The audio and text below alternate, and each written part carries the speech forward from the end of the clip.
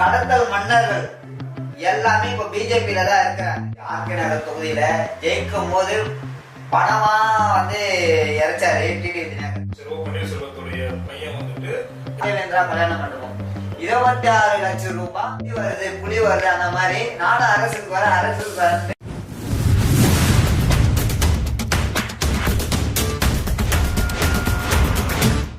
இது ஸ்பீக்கப் தமிழா. நம்ம கூட இன்னைக்கு இருப்பது மக்கள் மனசாட்சி கட்சியின் நிறுவன தலைவர் திரு ஆர்டிஐ செல்வம் அவர்கள். வணக்கம். உங்களுக்கு எப்படி ஆர்டிஐ செல்வம் அப்படின்னு பேர் வந்தது? இப்போ மத்திய அரசு கொண்டு வந்த தகவல் அறியும் உரிமை சட்டம் என்பது தெரியப்படுத்தும் சட்டத்தை 2 புக்கு நானே எழுதி பொதுமக்களுக்கு சொல்லி கொடுத்துன்னு இருக்கிறேன். அதனால எனக்கு ஆர்டிஐ செல்வம் சொல்லிட்டு என்னோட பகுதியில் இருக்கிறவங்களும் என்னை சார்ந்த அரசியல் கட்சியை சார்ந்தவங்களும் எனக்கு தனியாவே ஆர்டிஐன்ட்டு சொல்லி கூப்பிட்டு எனக்கு ஆர்டிஐ செல்வம் என்ற பேர் வந்துச்சு. ஆர்கே நகர் சட்டமன்ற உறுப்பினர் திரு டிடிவி தினகரன் அவருடைய செயல்பாடு, அவர் ஜெயிச்சதுக்கு அப்புறமா தொகுதியில என்னென்ன மாதிரியான திட்டங்கள்லாம் அவர் கொண்டு வந்திருக்காரு? அதாவது ஆர்கே நகர் தொகுதியில ஜெயிக்கும் போது பணமா இறைச்சாரு டிடிவி தினகரன். அதுக்கப்புறம் எந்த ஒரு சட்டமன்ற தொகுதி ஜெயிச்சாலும் அந்த தொகுதிக்கு மாசத்திலயோ இல்ல வாரத்திலயோ ஒரு சட்டமன்ற உறுப்பினர் வரணும். அது இல்லாம பொதுமக்கள் புகார் மனு வாங்குறதுக்கு அந்த சட்டமன்ற தொகுதி அலுவலகம் 24 மணி நேரமும் திறந்து இருக்கணும். ஆனா ஆர்கே நகர் தொகுதி சட்டமன்ற உறுப்பினர் அவரோட அலுவலகம் எப்போ திறந்தது எப்போ மூடப்பட்டது யாருக்கும் தெரியாது. ஏன்னா 24 மணி நேரமும் பூட்டப்பட்ட அலுவலகம் தான். அதனால கற்பாயில் பெனாயில் ஊத்துறேன் அப்படின்னு நானே அறிவிப்பு விட்டுருந்தேன். காணவில்லைன்ட்டு என்னுடைய தலைமையிலே நானே போஸ்டர் ஒட்டினேன். அது விகடன் மாத இதழ்லயோ வந்திருக்கு, வார இதழ்லயோ வந்திருக்கு. அது இல்லாம தீப்பந்தம் என்ற இதழ்லயும் நாங்க போட்டு இது பண்ணிருக்கோம். 20 ரூபா நோட்டை டோக்கனா கொடுத்துதான் ஜெயிச்சாரு அப்படின்ற மாதிரி ஒரு விஷயம் பேசப்படுது. அது உண்மையா? அதாவது டிடிவி தினகரன் 20 ரூபா நோட்டு கொடுத்தது உண்மை. கையங்களமா புடிச்சு கொடுத்தது அதுல நானும் ஒரு ஆளு. சமீப காலமா திமுகவுடைய இளைஞரணி செயலாளர் திரு உதயநிதி ஸ்டாலின் அவர்கள், அவருடைய செயல்பாட்டை நீங்க எப்படி பாக்குறீங்க? அண்ணா வழியில் வந்த திராவிட முன்னேற்ற கழகத்தின் கலைஞரோ சரி அல்லது இப்ப இருக்கக்கூடிய மாண்புமிகு எதிர்கட்சி தலைவர் ஸ்டாலின் அவர்கள் பிள்ளையாக இருக்கக்கூடிய உதயநிதி ஸ்டாலினும் சரி, குடும்ப அரசியல் வந்தாலே எடுபடாது. இப்ப இந்த குடும்ப அரசியல் அப்படின்னு வரும்போது ஏடிஎம்கேலயும் பாத்தீங்கன்னா ஓபிஎஸ் அவர்கள், துணை முதலமைச்சர் பன்னீர்செல்வத்துடைய பையன் ஏன்னா இதுக்கு முன்னாடி அவருடைய பேர் பொதுமக்களுக்கு தெரியுமான்னு எனக்கு தெரியல. அவருடைய பையன் பேர் சொல்றேன். ஆனா திடீர்னு தான் அவர் எம்பி எலெக்ஷன்ல நின்றாரு, எம்பியாவும் ஜெயிச்சிருக்காரு. சோ அப்ப இது குடும்ப அரசியல்ல வராதா? இது மட்டும் கிடையாது, பிஜேபியிலையும் வடநாட்டுல பாத்தீங்கன்னா பிஜேபியிலையும் நிறைய பேருடைய வாரிசு பாத்தீங்கன்னா அடுத்தடுத்து எம்பியா இருக்காங்க. அப்பாவுக்கு அடுத்தது பையன் எம்பியா இருக்காப்ல. சோ அப்போ மொத்த இந்தியாவிலுமே நீங்க காங்கிரஸ் கட்சி எடுத்துக்கிட்டாலுமே அப்படிதானே? ஆமா. பிஜேபி ஆட்சியை ஒட்டுமொத்தமா நீங்க எப்படி பாக்குறீங்க? அதாவது உத்தரப்பிரதேச மாநிலத்துல யோகி ஆதித்யநாத் ஆன்மீகத்தின் முதலமைச்சர் என்ற பேரை யோகி ஆதித்யநாத் கொண்டு வந்திருக்கிறார். ஆனா அந்த மாநிலத்துல பிஜேபியின் ஆட்சியில ஒரு நாளைக்கு ஒரு சிறுவர்கள் கற்பழிக்கப்படுகிறாங்க. ஆனா அந்த மாநிலத்துல இருக்கிற பிஜேபி ஆட்சி இதுவரை எந்த ஒரு நடவடிக்கையும் இல்லை. இதுவரை அதை தடுத்து நிறுத்த எந்த ஒரு இதுவும் இல்லை. பிஜேபி ஆட்சின்றது பெண்களையோ, அதாவது இப்ப சமீப காலத்துமா வடசென்னை மாவட்டத்துல தண்டார்பேட்டை பகுதியில ஒரு 13 வயசு சிறுமிய 150 பேர்கிட்ட கற்பழிச்சிருக்கிறாங்க. இது கற்பழிப்புக்கு உண்டான களம் மாதிரி இருக்கு. பிரபல ரவுடிகள் எல்லாம் உற்பத்தி பண்ணுறது, உற்பத்தி ஆகினு பிஜேபி ஆட்சியில ரவுடிசம் என்ற பேர்ல தான் இப்போ கொண்டு வராங்க. அது இல்லாம கடத்தல் மன்னர்கள் எல்லாமே இப்ப பிஜேபியில தான் இருக்கிறாங்க. முன்னாள் ஐபிஎஸ் என்றவர் அவரு என்னன்னா அண்ணாமலையார், அவர் சுசுறுப்பா நான் என்னோட ராஜினாமா கடிதத்தை குத்துட்டு வந்தேன்னு சொல்லிட்டு வராரு. அவர் எந்த மேட்டர்ல மாட்டினாருன்னு தெரியல, மோடி எதை வச்சு அச்சாருன்றே தெரியல, அவருக்கு ஆப்பு எப்படி வந்ததுன்றே தெரியல, அவர் விட்டு ஓடியாண்டாரு. இதுதான் உண்மை. இந்து திணிப்பு நீங்க எப்படி பாக்குறீங்க? தமிழகத்துல எங்களோட உணர்வு வந்து ஒவ்வொரு மனுஷனும் ஒவ்வொரு தமிழர் உணர்வுலயும் வந்து தமிழ் தமிழ் தமிழ் தான் இருக்குமே தவிர இந்தின்ற ஒரு இது வராது. இந்தின்ற இது வந்து இந்தி இங்க இருந்தாலே நாங்க வந்து எல்லா போர்டுகளையும் நாங்க வெளியே அப்ரூவ் பண்ணுவோம். சமீப நாளா வந்துட்டு டெல்லியில நடக்கிற விவசாயிகளுடைய போராட்டம், அதுக்கு வந்து இன்னைய வரைக்கும் வந்து பிஜேபி கவர்மெண்ட் வந்துட்டு செவி கொடுத்து கேட்ட மாதிரி இல்லை. அவங்களும் போராடிட்டே தான் இருக்காங்க. இதோடைய நிலைப்பாடும் உங்களுடைய கருத்தும் என்னவா இருக்கும்? அவங்க இல்லைன்னா வந்து நம்மளுக்கு வந்து ஒவ்வொரு உயிரும் வந்து இங்க வாழ முடியாது.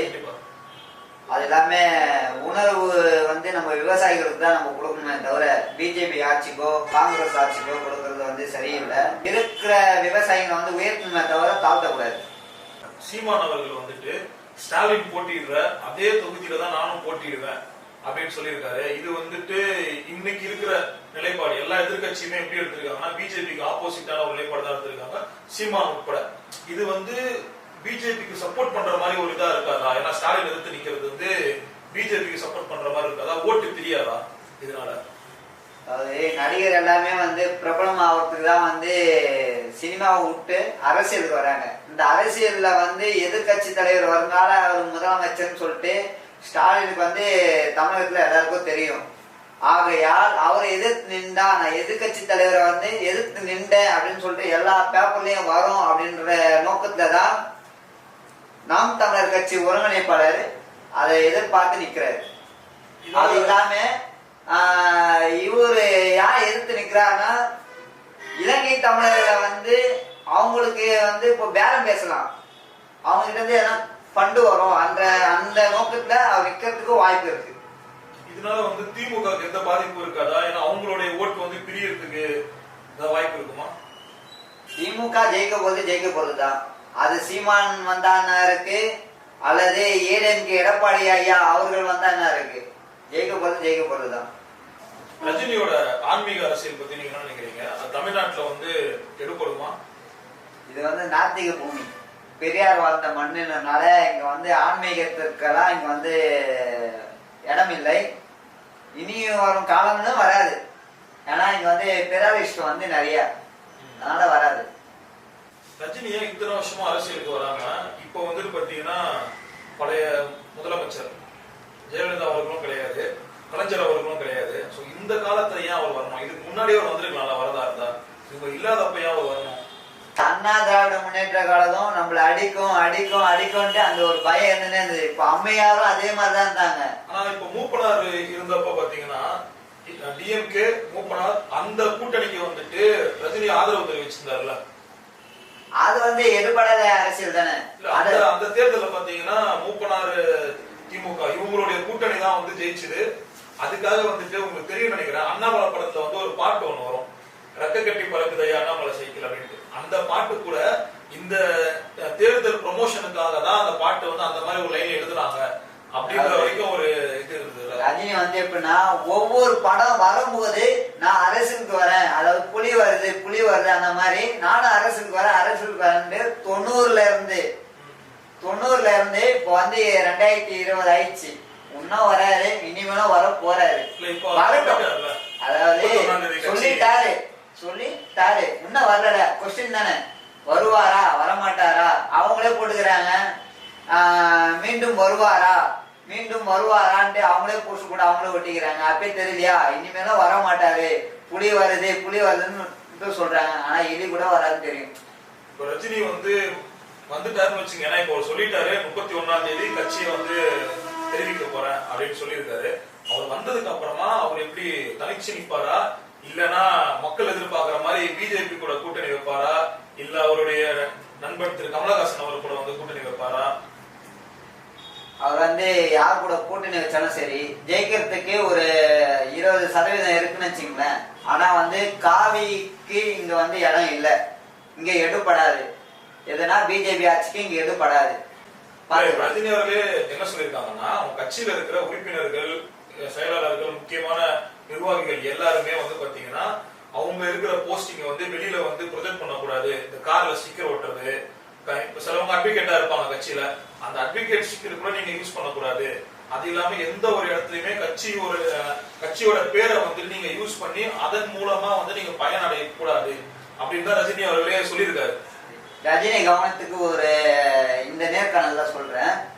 வடசென்னை மாவட்டத்துல மகளிர் அணி தலைவி லட்சுமின்றவங்க வந்து இவங்க வந்து ரஜினி மன்றத்துடைய மாவட்ட தலைவி, ஓகேங்களா. வடசென்னை மாவட்டத்துல முன்னாள் காவலர்களை இப்ப இருக்கிற காவலர்களும் சரி, ஏழை எளிய மக்கள் இடையே பண மோசடி பல கொலைக்கு பண்ணியிருக்கிறாங்க, ஓகேங்களா. அவர் வந்து இந்த மாதிரி பண்ணக்கூடாதுன்னு சொல்றாங்க. ஆனா அவங்க கட்சியோட நிர்வாகிகள் எல்லாரும் ஊழல்வாதிங்க, லஞ்ச பெருசாதீங்க தான். இல்ல இது வந்து நம்ம தனிப்பட்ட இதுவாக தனிப்பட்ட இதுவெல்லாம் மக்கள் ரஜினி மக்கள் மன்றம் அப்படின்னு சொல்லிட்டு அந்த தலைவி அப்படின்னு சொல்லி தானே மிரட்டி வாங்குறாங்க. அதெல்லாம் மிரட்டி வாங்குறாங்க. நான் அதுதான் காட்டுறாங்க, அவங்களோட பொறுப்பை காட்டுறாங்க. இப்ப ரஜினியும் பிஜேபியும் கூட்டணி வச்சாங்கன்னா அது எந்த அளவுக்கு வந்து மக்கள் ஏத்துப்பாங்கன்னு நினைக்கிறீங்க?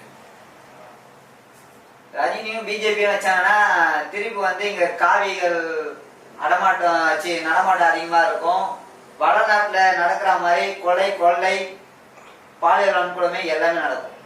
இல்ல இப்போ ஆல்ரெடி அவங்க இல்லாமலே அதெல்லாம் ஆயிட்டு தானே இருக்கு, நடந்துட்டு தானே இருக்கு. கொள்ளையா இருக்கட்டும் இல்ல பாலியல் வன்கொடுமையா இருக்கட்டும், அதை விட அதிகமாயிடுமே. அதாவது உத்தரப்பிரதேச மாநிலத்துல நடந்த மாதிரி அங்க தினம் நிமிஷம் ஒரு குழந்தைகள் கற்பழிக்கப்படுகிறாங்க. அதே மாதிரி இங்க வட மாநிலத்துல நடக்கிற மாதிரி இங்க நடக்கும்.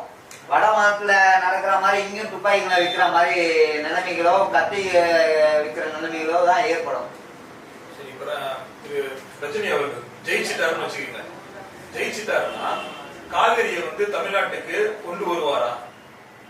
அது நான் ரஜினியை பார்த்தா சொல்லணும். அதாவது ரஜினி ஜெயிச்சிட்டாருன்னா அவர் சொல்லுவார், அவர் வாயால சொல்லுவாரா? ஏன்னா நான் பிறந்த இடத்துல இருந்து காவேரி தண்ணியை வந்து தமிழக மக்களுக்கு நான் இலவசமா தருவேன்னு சொல்லிட்டு அவர் சொல்லுங்க, நான் ஏத்துக்கிறேன். நேர்மையான அரசியல், ஊழலற்ற அரசியல் அப்படின்னு தான் வந்துட்டு அவரை ப்ரொஜெக்ட் பண்ணிக்கிறாப்புல. அப்ப கண்டிப்பா அவர் ஜெயிச்சாருன்னா அதே மாதிரி தானே இருக்கும். எங்கேயுமே ஊழல் இல்லாம எல்லா மக்களுமே சரிசமமா பாக்குற மாதிரியான ஒரு அரசியல் தானே இருக்கும். அதாவது அவர் வீட்டுக்கும் அவருக்கு சொந்தமான கல்வி ஒண்ணு நடக்குது. அந்த கல்வியில வந்து ஸ்கூல் ஒண்ணு, அதான் வேன் டிரைவர்களுக்கு வந்து கடந்த கொரோனாவால லீவ் விடப்பட்டிருந்தது, விடுமுறை விடப்பட்டிருந்தது. அந்த விடுமுறையில 6 மாதம் காலமாக எந்த ஒரு பணம் உதவியோ அவருக்கு உரிய சம்பளமும் வழங்கப்படல. ஏன் வழங்கப்படல? இவருதான் கோடியா கபாலி படத்துக்கு கோடியா வாங்குறாரு, இந்த படத்துக்கு கோடியா வாங்குறாருன்னு சொல்லிட்டு இவரே பிரபலம் பத்துறாரு. அப்படி இருக்கும்போது ஏன் இவங்களுக்கு கொடுக்க முடியல? ஏழை எளிய மக்கள், அவங்களுக்கு வேலை செய்யற மக்களுக்கு ஏன் கொடுக்க முடியல? அவர் சும்மா ஒன்னே அவங்க வேலை செய்யப்படுறதில்ல. அந்த சம்பளத்துக்கு தான் வேலை செய்யறாங்க. அந்த சம்பளம் கூட கொடுக்காம அவங்கள இருந்தடிக்கணும்னு இது பண்றாரு. அது இல்லாம கல்யாண மண்டபம், ராகவேந்திரா கல்யாண மண்டபம் 26 லட்சம் ரூபாய் வரி கட்டளை. வருமான வரித்துறை இது சம்பந்தமா உயர் நீதிமன்றத்துல வழக்கு பதிவு செய்து வழக்கு தொடர்பா இது பண்ணும்போது அவங்க வந்து கட்டணும்னு ஒரு உத்தரவாதம் இட்ட உடனே தான் இவர் வந்து கட்டுறாரு. இவர் எப்படி வந்து நேர்மையான அரசியல் கொண்டுன்னு வருவாரு? ஊழலற்ற அரசியல் எப்படி கொண்டுன்னு வருவாரு? இவரே ஊழலற்ற, இவரே லஞ்சவாதியா தான் இருக்காரு. இவர் எப்படி வந்து அந்த மாதிரி எடுத்துன்னு வருவாரு? சொல்லுங்க. திரு ரஜினியோடைய அரசியல் வருகைக்கு பின்னாடி வந்து பிஜேபி இருக்காங்க அப்படின்னு சொல்லி பேசிக்கிறாங்க. அது மட்டும் இல்லாம பாத்தீங்கன்னா அவருடைய கட்சி நிர்வாகின்னு சொல்லி ஒரு 2 பேரை அறிமுகப்படுத்தினாங்க. ஒருத்தர் வந்து திரு தமிழக, இன்னொருத்தர் வந்து பாத்தீங்கன்னா அர்ஜுன் சொல்லி ஒருத்தர். அவர் வந்து முதல்ல டிஎம்கே இருந்து அப்புறம் பிஜேபிக்கு வந்திருக்காருல. சோ இது வந்து எப்படி இருக்கு? பிஜேபியோட பிரஷரோட தான் அவர் ஆரம்பிக்கிறாரு, அவங்க சொல்லிதான் ஒரு கட்சி ஆரம்பிக்கிறாரு, அந்த மாதிரி இருக்கா இல்ல இவர் சொந்தமாவே தான் ஆரம்பிச்சிருக்காரா? அதாவது பாரதிய ஜனதா மேல இருக்கிற பயத்தால வந்து இவர் அரசியல் வர்றாரு. அவரோட பணத்தையோ அவரோட குடும்பத்துக்கு தேவையான பணத்தை சேகரிக்கணும், அவரோட சொத்துக்களை சேகரிக்கணும்னால பாதுகாக்கணும் அப்படின்னால அரசியலுக்கு வர்றாரு. அது இல்லாம இந்த திமுக இருந்தவங்களையோ காங்கிரஸ்ல இருந்தவங்களையோ வர வைக்கிறாருன்னா அந்த ஊழல்வாதிகள் கொண்டு வர்றாரு. அவர் திமுக வந்து இருந்தாரு எப்பன்னா ஒரு 15 வருஷத்துக்கு முன்னாடி இருந்தாரு அர்ஜுன் அவர்கள். இப்ப வந்து பிஜேபி தான் இருந்திருக்காரு. இதுக்கு முன்னாடி வரைக்குமே ரஜினியோட கட்சிக்கு சேர்றதுக்கு முன்னாடி இப்ப இல்ல. அதாவது இப்போ ஏற்கனவே ஊழல்வாதி இருந்தவரை தான் இங்க கொண்டு வந்து விடுறாரு. புரியுதுங்களா? அது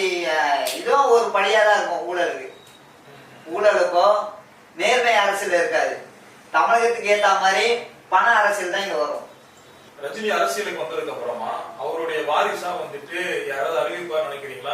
அவரோட பணத்தை காக்கணும் சேர்க்கணும் அப்படின்னா கண்டிப்பா வந்துதான் ஆவாரு. அது இல்லாம குடும்ப அரசியல் கண்டிப்பா வரும். அப்படி இல்லைன்னா லதா மூலியமா அவங்களுக்கு பிறந்த 2 பிள்ளைங்களாச்சுன்னா வந்து நிற்கும் அரசியலுக்கு.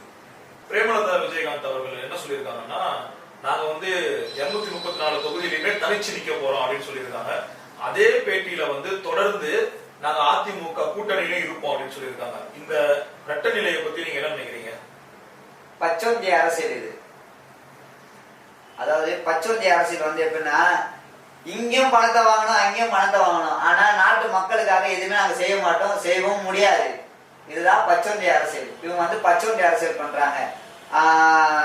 கேப்டன் விஜயகாந்த் வந்து அவரு இதுல வந்து சினிமா உலகத்திலயும் சரி பொது மக்களுக்கும் நிறைய உதவிகள் செஞ்சு இருக்கிறாரு.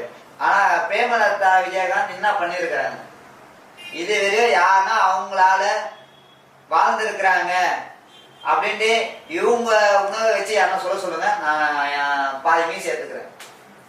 சரி, இந்த குடும்ப அரசியல் நம்ம முன்னாடி பேசியிருந்தோம்ல, அதுல வந்து இந்த கட்சியும் வருமா, விஜயகாந்த் கட்சியும் வருமா? ஏன் அப்படின்னு ஏன் கேக்குறேன்னா, விஜயகாந்த் தலைவர், பிரேமலதா வந்து செக்ரட்டரி நினைக்கிறேன், அப்புறம் அவருடைய தம்பி வந்துச்சு, குடும்ப அரசியல் வந்துச்சு. மொத்தமா ஃபர்ஸ்ட் விஜயகாந்த் வராரு, அது பிரேமலதா விஜயகாந்த் வராங்க, அடுத்து அவங்க மச்சான் வராரு, இப்ப பையனும் வந்துட்டாரு. இதுதான் குடும்ப அரசியல். தமிழகத்துல குடும்ப அரசியல் தான் நடக்குது. தமிழ்நாட்டுடைய பொதுமக்களுக்கு உங்க சார்பாகவும் உங்க கட்சி சார்பாகவும் நீங்க என்ன சொல்ல நினைக்கிறீங்க? தமிழக மக்கள் வந்து எந்த ஒரு அரசியல்வாதியிடம் பணம் வாங்காமல் நேர்மையான முறையில ஓட்டு போட்டு வர வச்சாங்கன்னா அரசியல் சுத்தமா இருக்கும். அதாவது ஆந்திரா முதலமைச்சர் போல நேருக்கு நேரா வந்து ஒரு உதவின்னா அவங்க வீட்டான வந்து பேசுற அளவுக்கு ஒரு முதலமைச்சர் செயல்படுறாங்க அப்படின்னாலே அது நேர்மையான அரசியல். தனியார் பள்ளியில் சொல்லித்தரா போல பள்ளி தரத்தை அரசு பள்ளியிலும் தரமான படிப்புகளை கொண்டு வர வேண்டும். அது இல்லாமல் மக்கள் அனைவரும் தேர்தல் வந்து பணம் வாங்கி ஓட்டு போட்டால் நடமாடும் பிணம் என்று அர்த்தம். அதுபோல் மக்கள் சிந்தித்து செயல்பட்டு வாக்களிப்பேன். வணக்கம்.